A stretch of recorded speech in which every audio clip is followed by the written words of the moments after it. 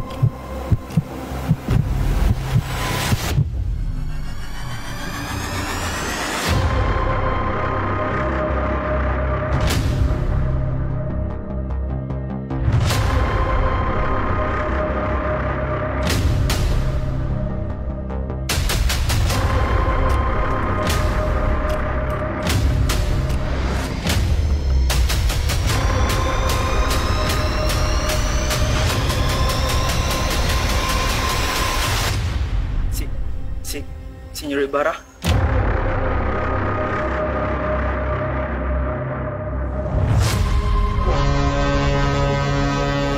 Pabor! Estribor!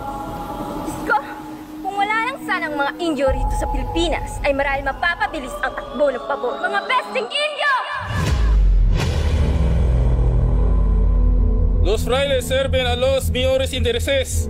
Los indios deben servir a sus superiores. Anong masasabi niyo sa pagpapatay ng isang akademya na ito? Isa yung malaking kalokohan. Isa yung matahimik na pag-aalsa. Mga Indio ay pinanganak upang sumunod, hindi para magutos!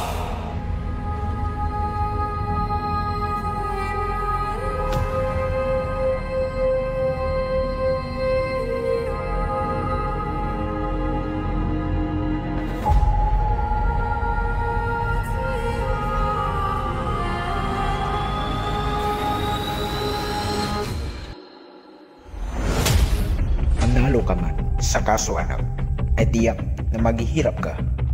Ni isang saplo ay walang matitira. Lahat tayo, ama, ay babalik sa likabok at ipinanganak na walang saklot. Wala ba tayong karapatang maging malaya? Kailangan ng dugo para sa ating kalayaan. Ang mga baril na to ang tatapos sa lahat.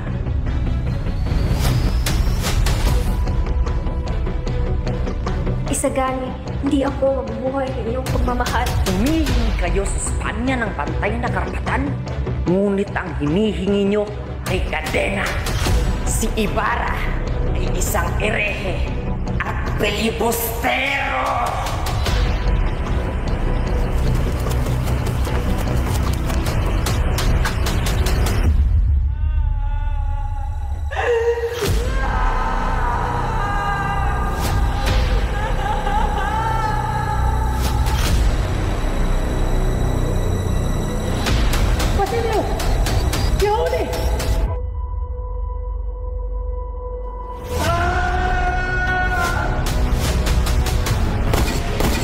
Para sa bayan!